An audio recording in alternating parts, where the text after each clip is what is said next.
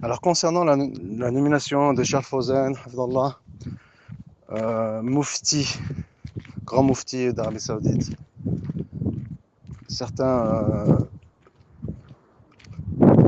sont perplexes par rapport à cette nomination, voire étonnés, dans le sens où on s'attendait à ce que un progressiste prenne la place de l'ancien Mufti.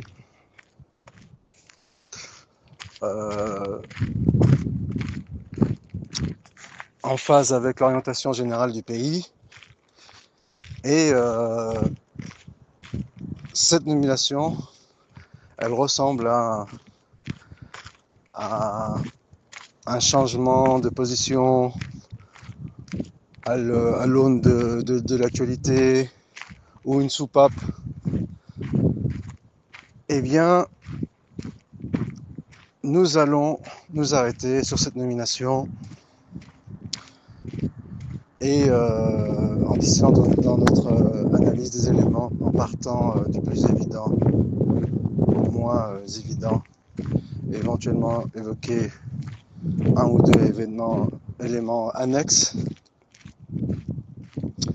Et je préviens dès à présent que mon propos sera très dense, donc âme sensible s'abstenir. Je verrai à ce qu'il soit clair autant que faire se peut. Et je préviens également que je ne m'intéresse ni à l'actualité saoudienne, ni à l'actualité française, ni à l'actualité algérienne, et ni aucune actualité dans le monde. Et les sources principales de mon analyse, outre Hollywood, eh bien, c'est le bon sens. Et salam alaikum. Et en grande partie Wikipédia pour ce qui est du décryptage des opus hollywoodiens. Voilà pour l'introduction. Donc, pour passer à notre analyse. Et donc, cette nomination de Charles Fawzan, elle s'inscrit forcément dans un contexte. Et ce contexte, eh bien, il est que entre cette nomination de Charles Fawzan et, on va dire, il y a 10 ans, eh bien, la situation en Arabie Saoudite, elle a radicalement changé.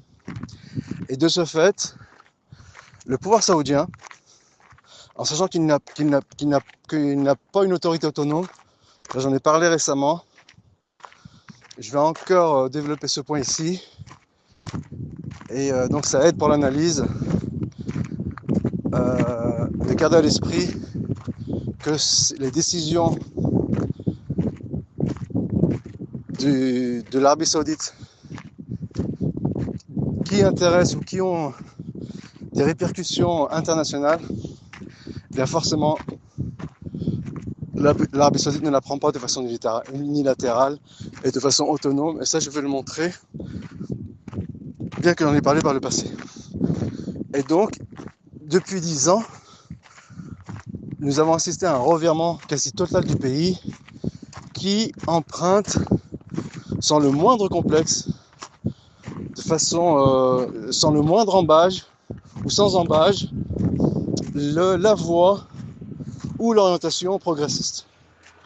Elle le montre, elle le démontre, et à la limite elle le fait de façon outrancière et provocante.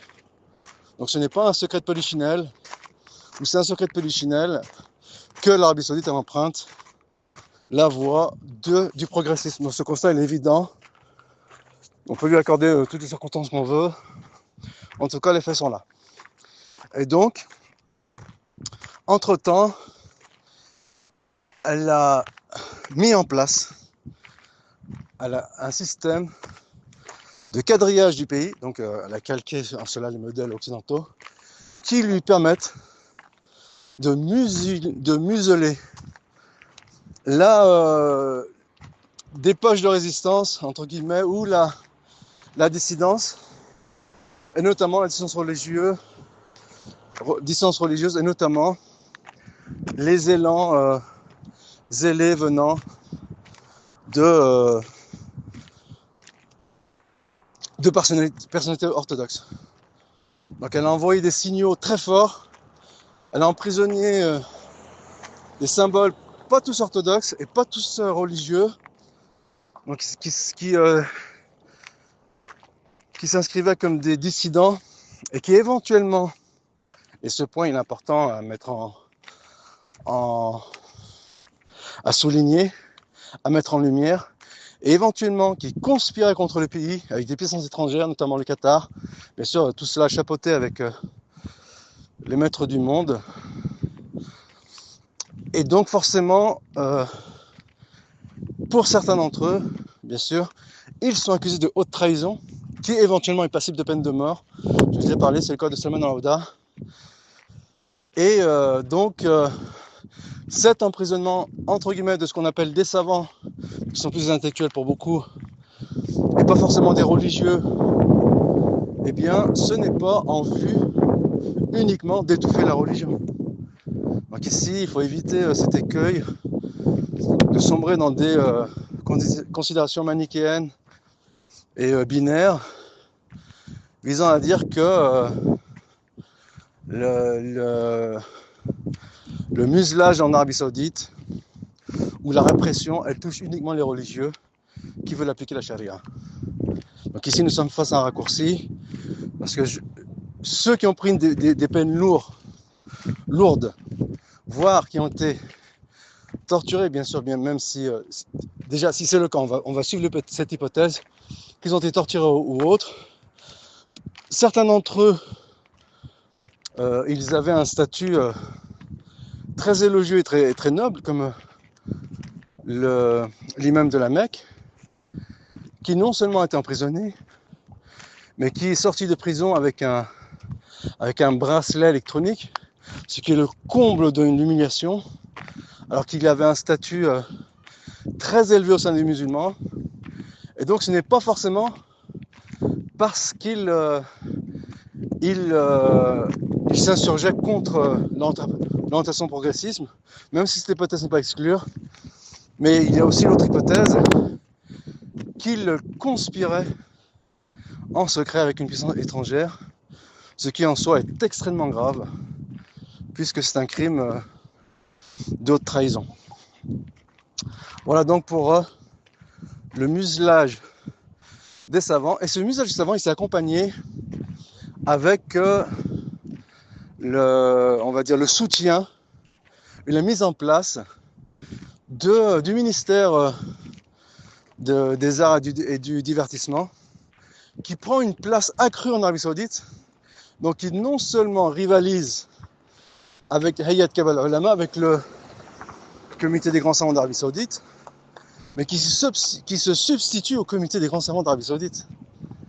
C'est-à-dire que le Hayat Kabbalah Ulama, par le coup du sort, qui est tout sauf anodin, eh bien, il était chapeauté par le Mufti Abdelaziz Al-Shir, et le ministère, donc le Mufti qui a, on tient à le souligner pour Cheikh Fawzan, et je vais revenir sur ce point, qui a un statut de ministre, donc ce qui était le cas pour Abdelaziz Al-Shir, et le ministère des Arts et Divertissements, le ministère des Divertissements, qui est chapeauté par Toki Al-Shir. Donc, ici, il y a une confrontation entre un Al-Shir, c'est-à-dire qui est de la descendance de Mohamed Abdel Wahhab, progressiste, face à un Al-Shir conservateur. Et bien sûr, le pouvoir, il soutient le premier au détriment du second. Et en l'occurrence, Cheikh Fawzan, il était sous l'autorité du second. Et là, actuellement, avec tous ces changements qui ont été opérés ces 10 dernières années, même si bien sûr ces racines sont plus anciennes. On ne va pas y revenir ici, comme j'ai le discours est dense, il faut synthétiser autant que faire se peut. Et donc, eh bien, dans ce changement, non seulement Turki Alişer le progressiste, il fait de l'ombre à Schaffhausen, auquel il faut ajouter bien sûr Laïci, qui a été se pavaner à Auschwitz, j'en ai parlé. Donc sa visite à Auschwitz, elle est plus politique qu'autre chose. Même s'il n'a pas peur du ridicule, on sent que bien sûr la décision ne vient pas de lui, et qui a fait office de la khotba, de la chair, qui a pris la chair à Arafat, donc qui pour la première fois a remplacé un Léchir, qui a remplacé l'ancien Moufti. Donc, c'est-à-dire qu'il vient rivaliser en matière de statut le statut de l'ancien Moufti, voire le dépasser, et ce qui est le cas de, bien entendu, du ministre du divertissement. Et en cela, ce n'est plus on va dire le religieux qui agit en symétrie ou en harmonie avec les pouvoirs en place. Et cette harmonie est à même de maintenir la sécurité. Mais là, il y a d'autres acteurs qui sont entrés en jeu. Même si on extrapole pour se faire comprendre, ils sont plus complexes, mais on extrapole. Et il y a d'autres acteurs qui sont entrés en jeu. Et il y a eu un basculement de ce qu'on appelle vulgairement l'opium du peuple, en sachant qu'on peut orienter ce terme dans le bon sens. Il n'est pas que péjoratif. On peut éventuellement lui donner, l'habiller d'une connotation laudative. Et donc, bien sûr, ce basculement, il s'accompagne de discours officiels qui montrent clairement qu'il prend ses distances, que les autorités saoudiennes prennent leurs distances avec le discours religieux classique, traditionnel, et qu'il a substitué l'opium du peuple traditionnel, qui était la religion orthodoxe, en Arabie Saoudite. Donc, vulgairement, ou entre guillemets, quand j'ai vulgairement, c'est-à-dire,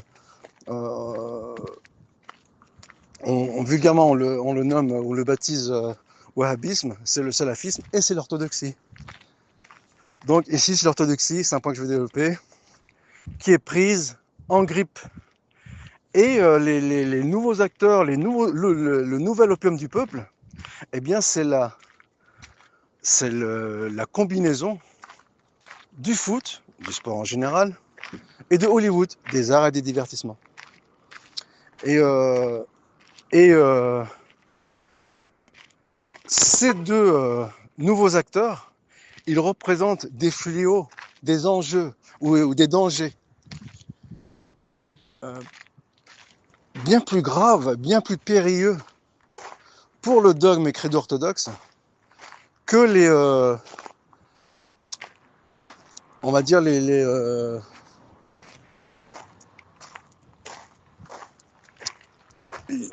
on va aller comme ça entre les adversaires résiduels de l'orthodoxie, que sont les différentes hérésies musulmanes partant de l'acharisme et arrivant au soufisme, il y a notamment le chiisme. Bon, peut-être que si le tir il est dans le désordre.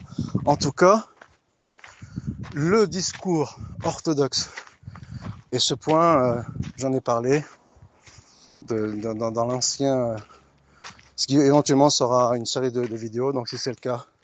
Donc dans l'ancienne vidéo, dans la première vidéo d'introduction, et le cas échéant, le discours orthodoxe, eh bien, il n'est plus d'actualité, et la condamnation ou la stigmatisation ou la critique des hérésies classiques, non seulement elles ne sont plus de mise, ou en tout cas n'ont plus les mêmes effets. Donc lorsque un remède n'est pas efficace, on passe à un autre remède. Dans la situation où, bien sûr, elle serait tolérée, ce qui est discutable, on peut en parler. Dans la situation où la critique des hérésies, telles que l'achalysme, parce que j'ai l'impression qu'on va vers un syncrétisme des credos, mais comme notre discours est dense, on ne va pas développer ce point ici. Mais dans l'hypothèse où les hérésies, elles sont encore critiquées par l'orthodoxie en Arabie Saoudite, ou de façon aussi prononcée qu'elle était par le passé, eh bien, elles sont insignifiantes face au danger que représente le foot et Hollywood. Et en l'occurrence, durant ces 10 dernières années, où Cheikh Fawzan était parmi les grands savants d'Arabie Saoudite, il n'y a pas eu de critique, on va dire, entre guillemets, spectaculaire de ces deux nouveaux fléaux. Et à ma connaissance, je peux me tromper bien sûr, donc sous réserve de vérifier, à ma connaissance, le comité des grands savants d'Arabie Saoudite, il n'a pas cherché à faire contrepoids à ce tsunami.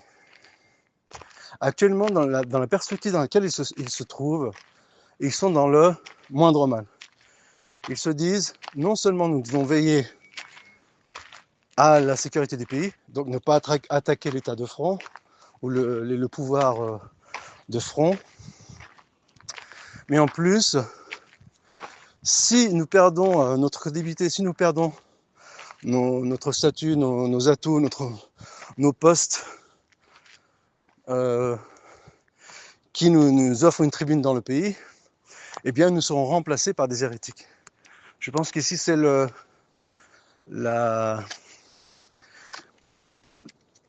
il y a la dialectique qui est ou la position qui est prisée ou qui est prisée par les religieux. Ils sont donc dans une position défensive et dans une optique du moindre mal. Mais là, malheureusement, cette politique du silence, non seulement a la valeur de consentement, mais en plus, elle n'atténue pas du tout,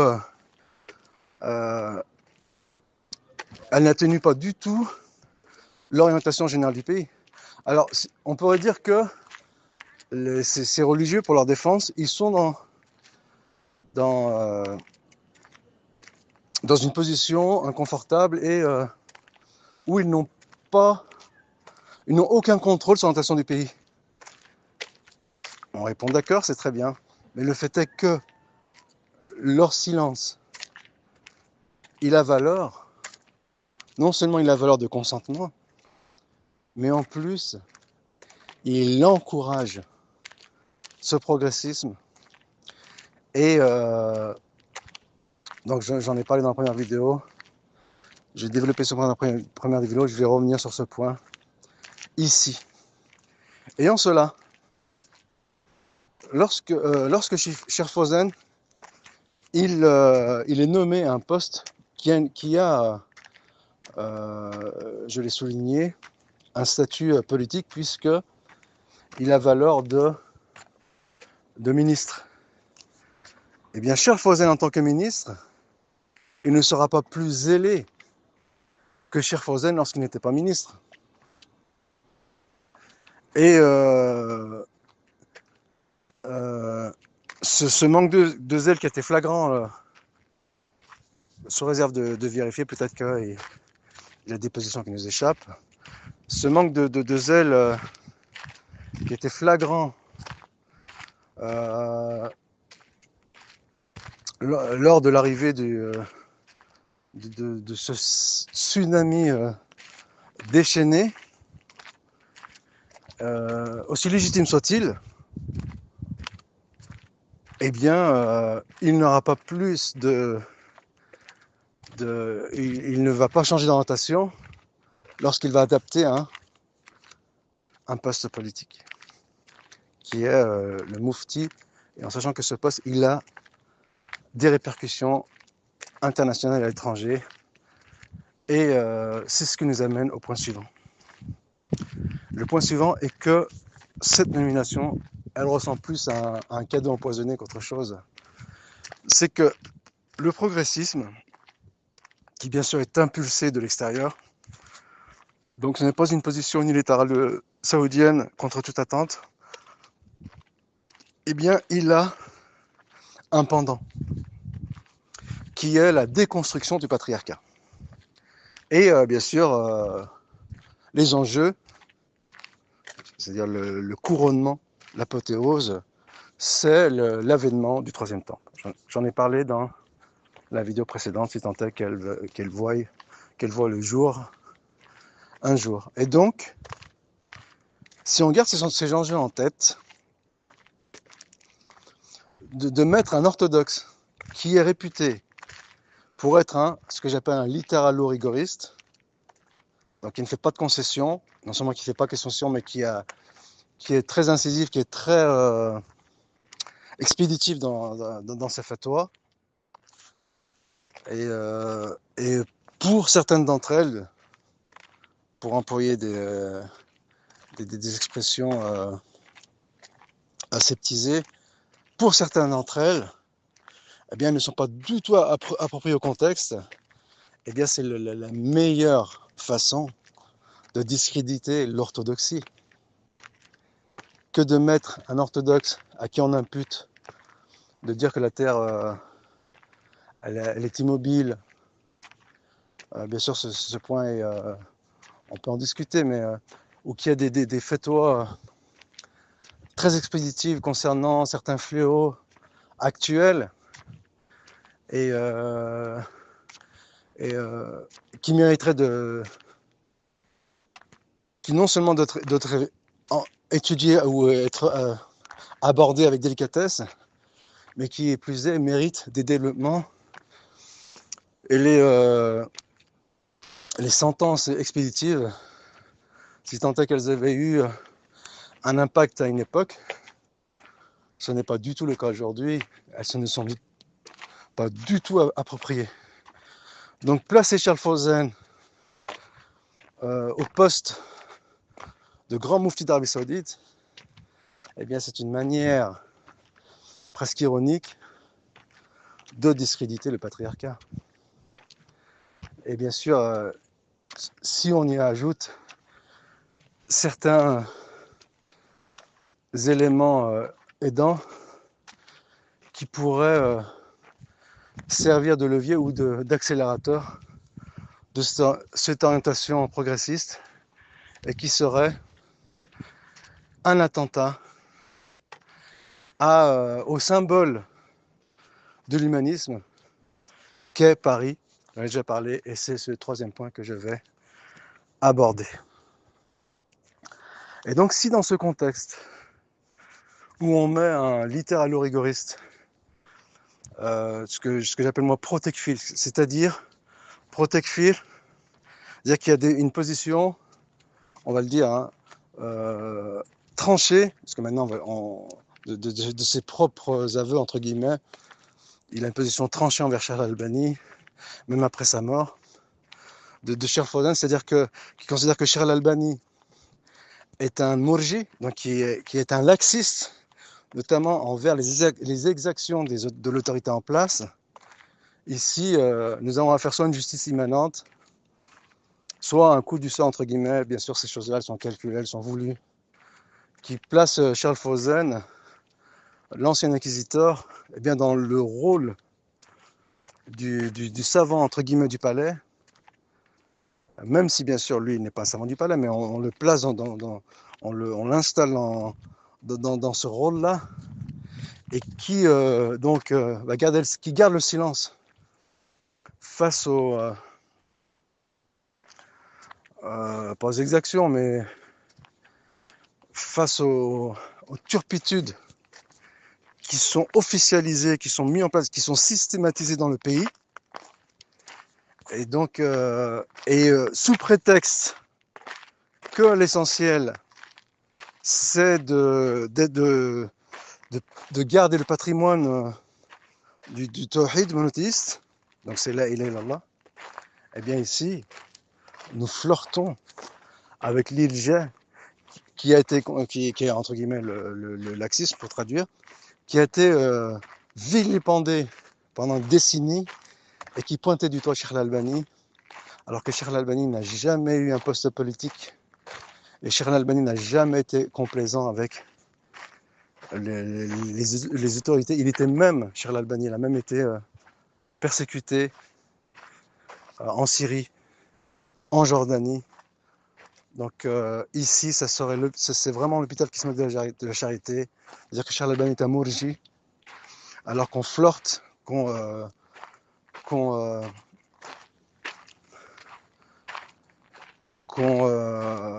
flirte avec les autorités en place, quand bien même on serait mis par une bonne intention. Mais le fait est que les mêmes qui vilipendent Cheikh Al-Albani et qui prenaient la défense de Charles Fawzan, ici ils sont confrontés à un énorme paradoxe qui risque d'en perturber plus d'un. Ceci étant dit,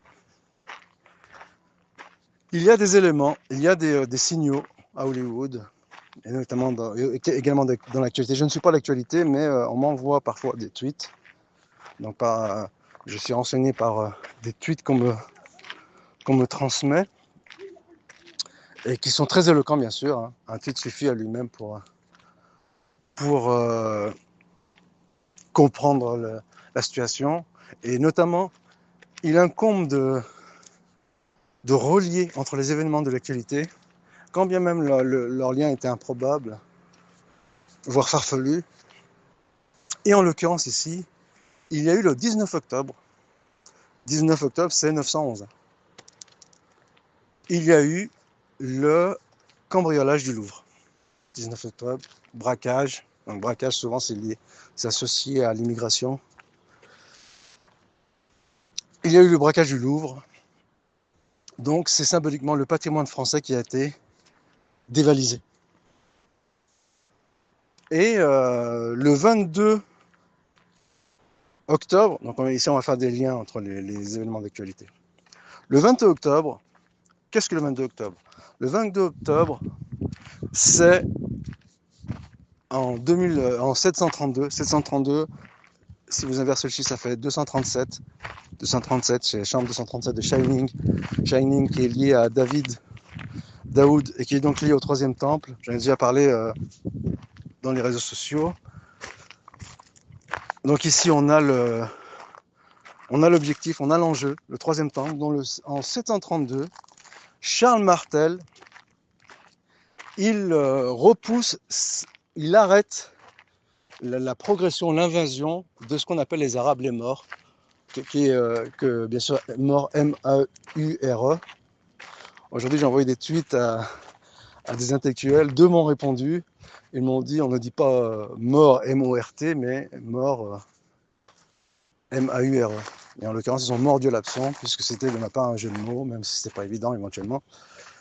Et bien sûr, Hollywood fait ce jeu de mots. Quand en 1968, la nuit sort La Nuit des Morts Vivants, bien sûr, ça fait allusion aux morts, aux invasions arabes, ce qui dit, bien sûr, on fait exprès de dire arabe, mais en fait, c'est ce qu'on appelle les invasions musulmanes ou arabo-musulmanes. Donc, ces points méritent des longs développements. Je le ferai à l'avenir, Inch'Allah.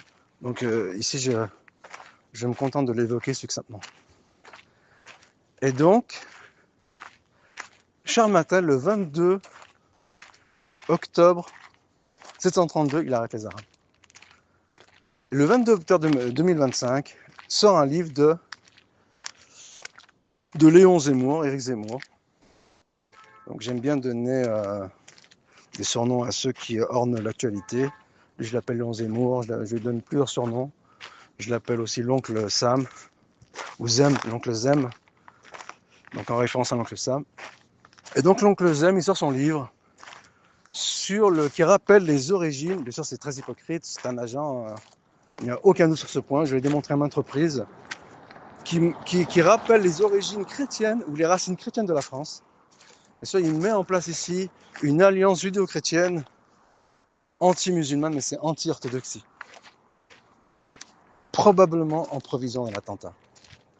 Donc on a eu ce premier événement. De toute façon, il a été exploité, il faut savoir, par les agents de droite, ce qu'on peut vulgairement appeler les suprémacistes, avec MMA, Marion Maréchal, qui est un agent, donc son discours très hypocrite, lorsqu'elle elle insuffle à ses ouailles qu'il faut préserver le patrimoine chrétien de la France. C'est un discours bien sûr qui est hypocrite. On appelle un chat, il ne faut pas avoir peur des mots. Je ne dis pas ça parce que je suis remonté contre elle. Ce sont les faits qui parlent d'eux-mêmes. Et un autre, Jordan. Jordan, c'est le Jordan de la Bible, hein, Jordan de la Palestine. Jordan, il s'appelle Bardella, que j'appelle Grand Bardella, parce qu'il prétend jouer dans la cour des grands. Mais bien sûr, il est impulsé par ses maîtres. Il va sortir un livre sur la défense de l'Europe, des valeurs occidentales, contre l'invasion musulmane, contre l'immigration, et ainsi de suite. Bien sûr, c'est un agent. Son discours également est hypocrite, tout comme celui de Zemmour, tout comme celui de MMA, tout comme celui de Marine.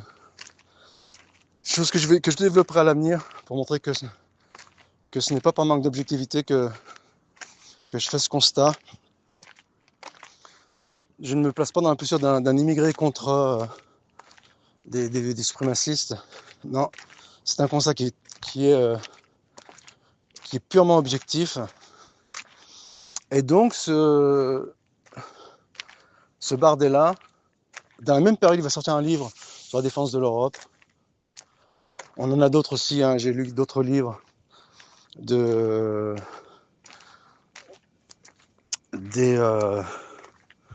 garde-fous de la République, entre guillemets, mais bien sûr, ce sont des agents. Là, je n'ai pas en tête quel livre. Et le fait est que le 25 octobre, donc qui tombe samedi, à l'aube du 6e jour, donc c'est très symbolique. On a dimanche le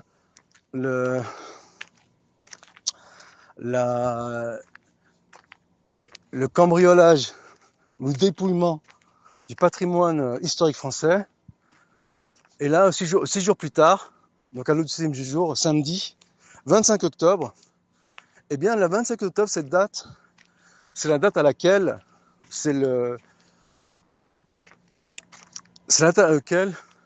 il y a eu une bataille de la part de Charles Martel contre les Arabes, entre guillemets, et qui n'est pas une grande bataille, mais qui est chargée de symboles, puisqu'elle constitue dans l'inconscient collectif, en tout cas auprès des intellectuels, comme l'événement fondateur de l'Europe.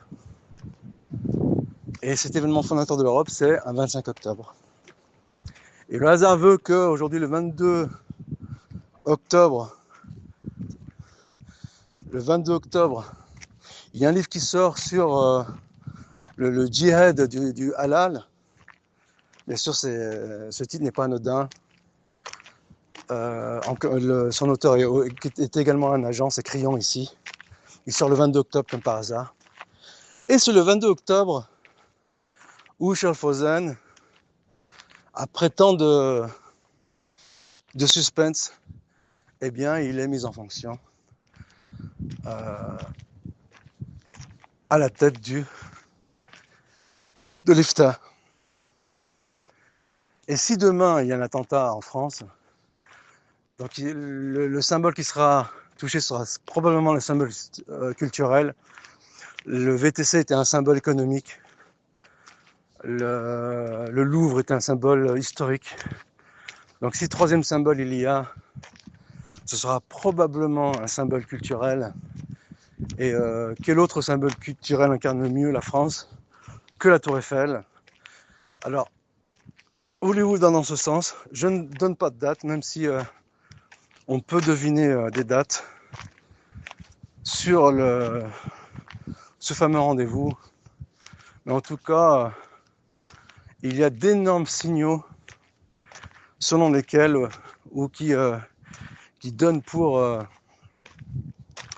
gagnant la thèse qui voudrait, désolé pour cette construction un peu redondante, qui mettrait en péril la tour Eiffel et qui verrait la destruction de la tour Eiffel. Bien sûr, par le main des islamistes. Donc s'il y a cet événement-là, un attentat, nous sommes toujours dans l'hypothèse, si demain il y a un attentat islamiste à Paris, et qu'ensuite Cheikh Fawzan prenne la parole en tant que moufti, et qu'il condamne ces attentats, que se passera-t-il? Eh bien, il donnera du grain à moudre à l'antipatriarcat, au progressisme.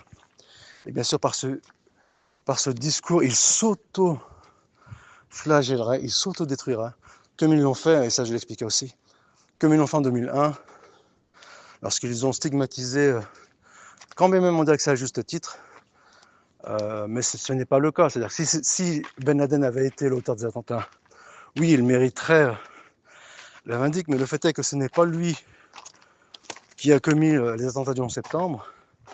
Et lorsque les religieux saoudiens, ils jettent la vindicte sur Ben Laden, qui incarne le wahhabisme, eh bien, ils s'autodétruisent, s'autoflagellent, et ils donnent le bâton au progressisme afin qu'il s'épanouisse, et on en voit le résultat 24 ans plus tard. Et si demain Charles Fawzan, à la suite d'un attentat en France, nous sommes toujours dans l'hypothèse, il stigmatise, et bien sûr il faut garder toute la charge subliminale des propos précédents que je viens d'évoquer, si on a cette charge subliminale en tête, si on garde cette charge subliminale en tête, et bien ici il va signer l'arrêt de mort du patriarcat islamique. Et bien entendu, son pendant, c'est le patriarcat occidental qui est incarné par le suprémacisme. Et en l'occurrence, on va dire les maîtres du monde, ils lui réservent un autre sort. Je ne vais pas parler ici, on a dit qu'il faut être le plus synthétique possible. Et on procède comme nous le demande Hollywood, une bataille après l'autre. Donc ici, je me contenterai de parler du patriarcat qui est symbolisé par l'islamisme religieux qui se manifeste à travers les attentats, et le patriarcat occidental ou suprémaciste blanc, il serait éventuellement symbolisé par des coups d'État, mais je ne vais pas développer ce point, et ce qui, bien sûr, discréditerait définitivement le patriarcat selon ces deux pendants, que sont l'islamisme religieux et ses attentats à répétition, et le suprémacisme blanc et ses coups d'État qui sont voués à l'échec, quand même dans un premier temps ils auraient un certain succès. Ceci étant dit, je passe à un sujet annexe qui est en lien avec Roland Bruno Guillot, qui de mon point de vue, et je l'ai démontré, alors après, pas par les outils spécialement formels, notamment à travers Hollywood, ça peut paraître bien sûr farfelu et complètement inapproprié, que cet individu est un infiltré. Il a infiltré les musulmans, comme actuellement il infiltre les chrétiens. Il a été recruté très jeune, ça me fait rebondir sur le là. Je reviendrai sur Mila. Je reviendrai sur Mila après. Mais ça, actuellement, nous sommes, et c'est lié dans l'actualité, hein. L'actualité est liée au meurtre de Lola par une Algérienne, une monstre algérienne, donc qui est en procès actuellement. C'est tout sauf anodin. Donc ici, on met en place les éléments du prochain attentat, de mon point de vue, et je peux me tromper. Par le passé, je me suis lourdement trompé à maintes reprises. Mais la réflexion, elle est là, elle est juste. Simplement, on peut se tromper sur les périodes, sur les échéances, mais le discours général, il est juste. Et mes erreurs à répétition, eh bien, elles ne remettent pas en question la vision globale et l'analyse globale. Et donc, ce fameux Roland Guillot, donc dans son livre qui a fait beaucoup de parler de lui, ces derniers temps. Donc, ce qui montre qu'il est un infiltré, parce que il a associé sa voix dans la même direction que les agents que j'ai cités tout à l'heure, concernant la conservation du patrimoine judéo-chrétien contre l'invasion islamique. Donc c'est exactement la même ligne de conduite, la même orientation politique que les suprémacistes. Et notamment dans son livre, il a consacré un chapitre à Mina, donc, qui est truffé de mensonges. Et je ne dis pas ça par manque d'objectivité. Il se trahit lui-même, déjà par le titre. Donc il y a beaucoup de numérologie dans son livre, notamment dans ce chapitre. Il me semble que c'est dès le premier chapitre, je ne sais plus c'est le combien, le 14. En tout cas, qui est truffé de numérologie. Il commence par j'ai vu la mort à Mina, parce qu'il est en train de parler de la mort. Ensuite, il met le verset du Coran que les moujahidines, donc ce n'est pas anodin, ils vendent leur âme à Dieu, ou oui, en échange du paradis. Donc ils font un truc avec Dieu en échange du paradis.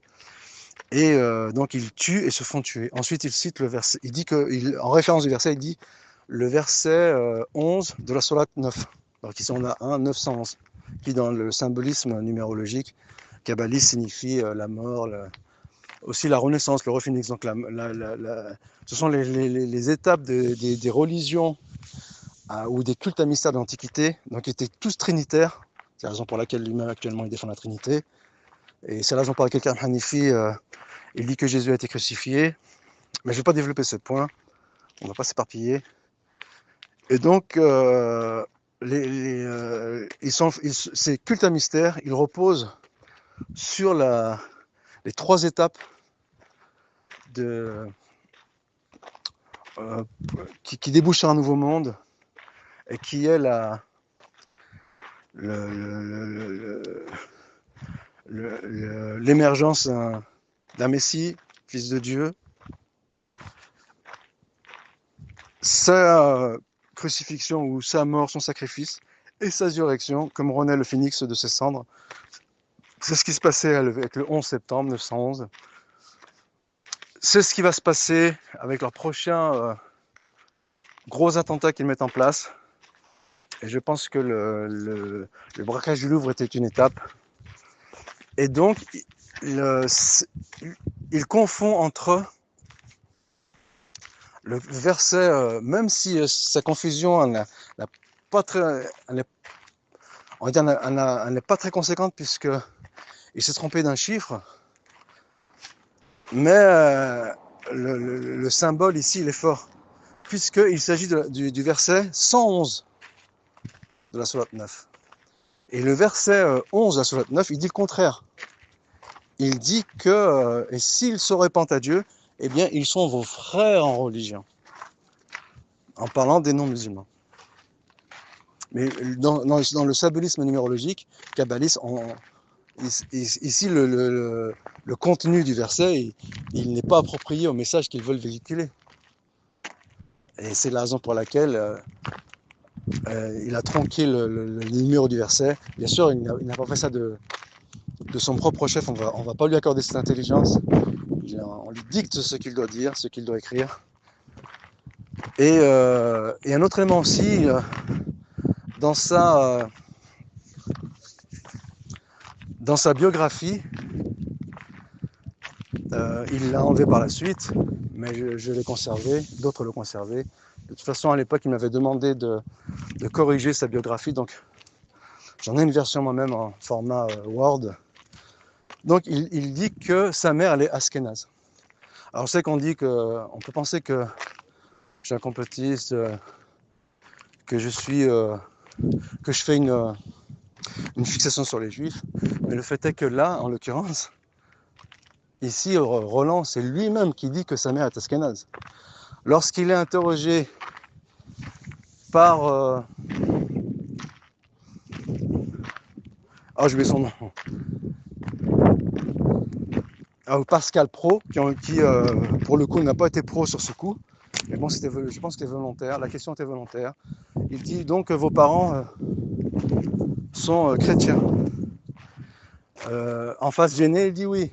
Il dit vos votre père et votre mère. Bien sûr, ici, je pense que la question, elle n'est pas anodine. C'est un professionnel, il sait de quoi il parle. C'est-à-dire que lorsque vous faites un pacte avec le diable, eh bien, c'est un baiser de Judas. Il est le premier à vous trahir. En l'occurrence ici, il a été trahi par ses maîtres, Roland. Et là, il est très mal à l'aise. Il dit oui.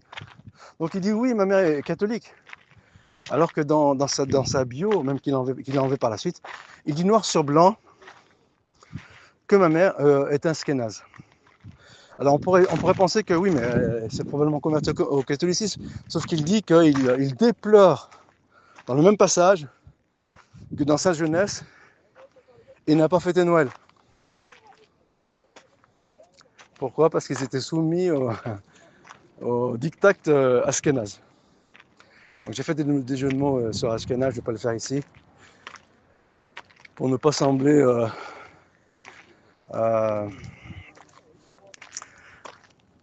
manquer d'objectivité, de lucidité, pour ne pas s'en intéresser. Et donc, ce Roland Bruno, il imagine un Hajj à la Mecque en 2013. Il dit qu'il y a une bousculade mortelle. C'est un gros mensonge. Il n'y a pas eu que de bousculade mortelle en 2013. Il fait commencer le Hajj le samedi c'est le sabbat, le samedi matin le 12 octobre, alors qu'il a commencé le dimanche 13 octobre. Ici on a un dimanche, comme le dimanche 19 octobre. Je vais revenir sur ce point. Et au mieux, les pèlerins se rendent à Mina, parce on lui ouvre la porte. Au mieux, les pèlerins se rendent à Mina dans la soirée du 12, mais pas dans la matinée du 12.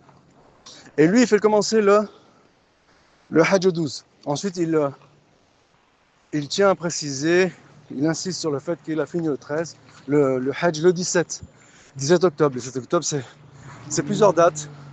C'est notamment le massacre de manifestants algériens en 61. Donc ce n'est pas une date anodine. Et il dit qu'à Mina, il faisait 55 degrés. Donc il joue du violon pour diaboliser l'islam et les musulmans. J'ai déjà parlé sur les réseaux sociaux. Je ne vais pas le refaire ici. Et bien sûr, il est en mission. Au même titre que, même s'ils n'ont pas le même statut que les agents que j'ai cités il y a peu, ils ont consacré eux aussi des livres qui consistent à diaboliser l'islam et les musulmans. Il dit qu'à Mina, il faisait 55 degrés. Donc ici, on est encore en pleine numérologie, 55. En plein mois d'octobre déjà, c'est pas possible. Et encore moins, enfin, pas encore moins, mais en règle générale, les températures ne montent pas à 55 ans. Même à la Mecque. Sauf peut-être rare, canicule rare, mais le canicule c'est mois de juin, peut-être mois de juillet, mois d'août, début août. Et 55 c'est plutôt les températures des pays du Golfe, c'est-à-dire les Émirats, peut-être le Koweït, peut-être le Qatar. Mais c'est beaucoup plus rare ici. Alors peut-être dans le Fi Khobr el Khali, c'est-à-dire dans le désert saoudien, il est possible que les températures elles montent à 55 voire plus. Mais pas la Mecque, ou sinon dans des cas rares, et en tout cas pas au mois d'octobre. Donc ici, son 55, il relève purement la numérologie. Qu'est-ce que le 55? C'est un multiple de 11, 911. C'est aussi, je l'ai montré par le passé, c'est aussi le chiffre qui désigne l'année 2025. Donc c'est 5 x 5, mais c'est aussi à partir de 1970. 1970, c'est l'année de la création, la fondation de Charlie Hebdo. Et c'est l'an 0. Donc 71, c'est l'an 1. 2001, où il y a eu les attentats du 9 septembre, c'est l'an 31. On l'a vu avec Ulysse 31. Ulysse 31, c'est en 82-83. Il annonce le 2001 l'an 31. Donc bien sûr, il annonce chez les Hebdo. Donc en 2015, on est en 45. Et en 2025, on est en 55. C'est l'an 55.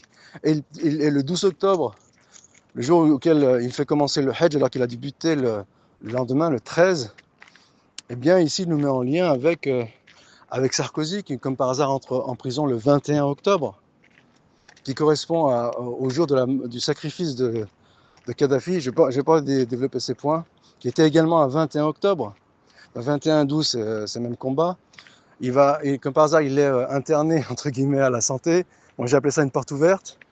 Euh, il est en promenade, il est en promenade à la santé, mais surtout ça, c'est la mise en scène. Il n'y a rien de vrai dans la condamnation de Sarkozy, comme par hasard. Et le 25 octobre, donc ici, c'est une étape vers les émeutes de 2005, mais aussi vers les attentats de Charlie Hebdo. Tout ça, c'est des points que je vais développer à l'avenir. Si Allah me prête vie, si Dieu me prête vie. Et donc, le 25 octobre, encore un 25 octobre, il est venu provoquer les jeunes de quartier en disant ces racailles-là, on va s'occuper d'eux. Une expression, j'ai oublié l'expression mais exact, mais il utilise l'expression racaille. Alors, racaille, il emprunte Hollywood, donc elle n'est pas de son dévolu. On lui a dicté. Il y a même dans un film, il me semble que c'est. Je ne sais plus si c'est. Mais il y en a un enchanteur ou les Aristochats. En tout cas, c'est un film des années 60, début des années 70, j'ai oublié. Où le terme racaille est employé. Donc c'est un terme qui a été utilisé à Hollywood. Ça fait penser aussi, quand il parle du Karcher, il fait de la publicité à une marque de Karcher, j'en ai parlé aussi. Et donc, ici, il rentre en prison le 21 octobre, donc le fameux 12 octobre de Roland Guillot. Ça peut paraître farfelu ce que je dis, mais c'est énormément lié. Qui est le jour d'anniversaire de Bibi, Obi-Wan Ben Netanyahu, Benjamin Netanyahu, bien sûr, dont l'image subliminale, elle pullule à Hollywood. Et donc c'est l'anniversaire de Bibi. Je pense qu'il y a des liens de parenté avec Sarkozy. Je vais en parler à l'avenir. Encore une fois, je ne veux pas leur dire mon propos ici. Je ne vais pas parler des liens de parenté entre les différents acteurs dans le monde. Je me contenterai de citer un événement qui a eu lieu au début du XXe siècle. C'est un libertaire qui était un anarchiste, il me semble un anarchiste ou en tout cas qui flirtait avec l'anarchisme, qui a vilipendé l'empereur russe Nicolas II, qui était un Romanov. Donc je pense qu'ici il y a des liens familiaux avec Sarkozy. C'est l'une des raisons pour laquelle on l'a placé, on l'a mis entre guillemets, on nous a concocté cette mise en scène de la santé. Et donc il a été accusé, c'est ce libertaire, d'appeler au meurtre du roi, de l'empereur Nicolas II. Il a été placé à la santé à l'époque. Et j'avais soulevé aussi d'autres dates en lien avec le 12 octobre. Et donc cette date, elle n'est pas anodine. Et bien sûr, ce jour-là, le 21 octobre, il y a la fameuse Mina, ou Mila, pardon, Mila. Mina, ça fait partie aussi, malheureusement, du symbolisme, mais je ne vais pas en parler ici, du symbolisme hollywoodien, mais je ne vais pas en parler ici. Donc c'est la fameuse Mila. Donc Mila, c'est une, entre guillemets, on peut entrer dans les rangs des suprémacistes. Elle aussi, c'est un agent qui a été recruté très jeune. C'est des recrutements précoces, donc elle avait 16 ans, c'est la même chose pour Roland Guillot. Peut-être lui plus tôt, peut-être 14 ans, 15 ans. Donc elle a été recrutée très jeune, elle a subi un harcèlement dans les réseaux sociaux, mais bon, tout ça, ce sont des choses qui sont contrôlées, qui sont voulues. Il me semble que c'est en 2021, ou en tout cas dans cette période-là, je ne la connais pas. Hein. On m'a juste envoyé son tweet hier. Peut-être que j'ai entendu parler d'elle, mais de façon très succincte et sans plus que cela. Et donc, elle passe en jugement à Lyon. Lyon, c'est aussi un gros symbolisme autour de Lyon. Je ne vais pas en parler là aussi. Elle passe en jugement à Lyon pour un tweet dans lequel elle stigmatise le patriarcat, et ce à travers les Maghrébins. Et ce n'est pas anodin, ici les Maghrébins, parce que si l'attentat il y a, ce sera probablement des Maghrébins, et j'en ai parlé par le passé, probablement des Algériens. Encore une fois, je peux lourdement me tromper. Et donc, elle stigmatise les Maghrébins et le mariage consanguin. Donc, qui dit mariage consanguin dit patriarcat. Donc, en définitive, elle déconstruit le patriarcat. Donc, bien sûr, on lui a dicté ces mots, et elle décrit les méfaits, ou elle parle des méfaits du mariage consanguin, et notamment, elle dit ils ont des fronts petits. Alors, qu'est-ce que front? C'est un terme que j'ai analysé récemment. Front, c'est saint front. Donc, il faut lier Saint-Front avec le Front National de Jean-Marie Le Pen. Jean-Marie Le Pen qui est également un agent, tout comme sa fille et sa filleule. Oui, sa fille et sa filleule. C'est très facile à démontrer pour Jean-Marie Le Pen. J'avais déjà fait dans les réseaux sociaux. Peut-être que je vais en reparler à l'avenir. Et donc, Front, c'est Saint-Front, et qui est fêté il est fêté le 25 octobre. Donc il n'y a pas de hasard, il n'y a que des rendez-vous, comme disait Paul Éluard.